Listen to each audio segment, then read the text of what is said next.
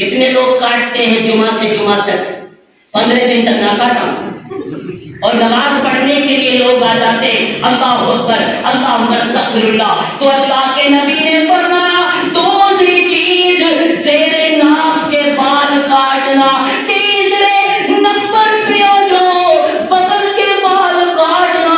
اور میں کتنے ایسے لوگوں کو دیکھتا ہوں بغلوں میں اتنے لمبے لمبے بال ہیں اور سڑان ہو جاتی ہے، بدبو ہو جاتی ہے۔ اللہ اکبر، یہ کیسا مسلمان ہے جو بغلوں کے بال کو بھی نہیں کاٹتا؟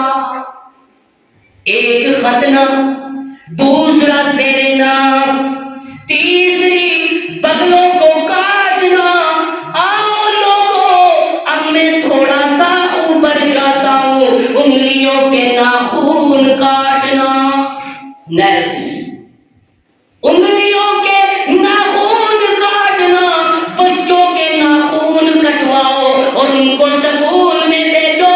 جب ہم چیکنگ کرتے ہیں سکول میں مسلمانوں کی اولاد، وہ بچے پڑھنے آتے ہیں، اللہ کی قسم انگلیوں میں اتنے لمبے ناخن ہوتے ہیں اور گندگیاں ان کے اندر داخل ہوتی ہے۔ اللہ کے نبی نے فرمایا انگلیوں کے ناخن کاٹ کے رکھو، صفائی کر کے رکھو۔ الطہور شطر الایمان، پاکی آدھا ایمان ہے۔ آ رہی نا بات سمجھ میں؟ آ رہی ہے نا؟ پلے کے اعتبار سے انشاءاللہ کل سے یہ مت کرنا ہے۔ کل کہا جنہیں نہ کرو ابھی سے یہ مت کر کے جاتے۔ موت کی کہاوت ہو بھائی، فجر کی کہاوت ہو بھائی، جنوں دقت ہے تو ابھی اٹھا کے کر لینا بالکل اپنا معاملہ صاف۔ تو اللہ تعالیٰ ہم سب کو عمل کی توفیق عطا فرمائے۔ تو ختنہ کرنا، زیر ناف کاٹنا، بغلوں کے بال کاٹنا اور ناخن کاٹنا۔ اور مسلمانوں اب پانچویں چیز کیا آ گئی ہے کہ مونچھوں کو کاٹنا، مونچھوں کو ترسوانا۔ اور یہ مونچھیں نہیں بڑھانا، کٹوڑا جیسی مونچھیں، تمہیں پتا نہیں ہے اللہ کے نبی نے فرمایا کہ لوگوں جب شیطان رات گزارتا ہے تمہارے مونچھوں کا تکیہ لگاتا ہے، تمہاری ناک میں آرام کرتا ہے۔ اس لیے شیطان کے لیے دعوت مت دو، اپنے مونچھوں کے بالوں کو بھی بالکل ترسوا لو، ترسوا لو بالکل۔ یہ 5 چیزیں فطرت میں شامل ہیں، تو انسانوں کو ان تمام چیزوں کا خیال کرنا چاہیے۔ یہ دینی معلومات، یہ دین کی تعلیمات ہم سب پہ ہونی چاہیے، اور بچوں کو بٹھا کر کے سمجھائیں، ان کے نیلز، ان کے ناخن کٹوائیں، تاکہ اللہ کے رسول کی یہ تمام کی تمام سنتیں زندہ ہو جائیں۔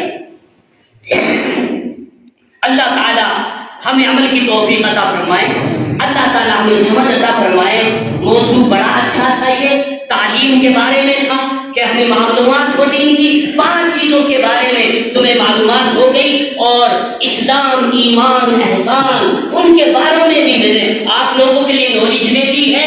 اب علماء کرام کی صحبت میں بیٹھ کر کے ذکر و مذاکرہ کیا کرو، ان سے پوچھا کرو۔ اب تک یہ پتا چلتا ہے کہ آج کے تاریخ کے مسلمانوں کو وضو کے فرائض کے بارے میں پتہ نہیں، اور غسل کے فرائض کے بارے میں پتہ نہیں کہ غسل کیسے اترے۔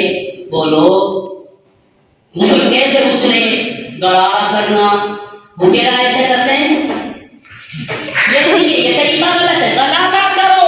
اگر آپ لوگوں نے گلالا نہیں کیا، چاہے تم کتنی ہی برانڈ صابن یوز کر لو، 50 ڈراموں سے نہا لو، اگر غسل کے فرائض تم نے ادا نہیں کیے تو سمجھ لینا ناپاک ہو تم، تمہارا غسل نہیں ہوا، تمہارا غسل نہیں ہوا۔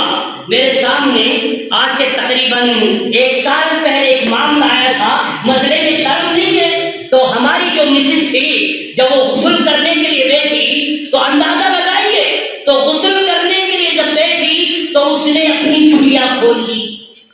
میں نے کہا تو کیا کر رہی ہے پگلی؟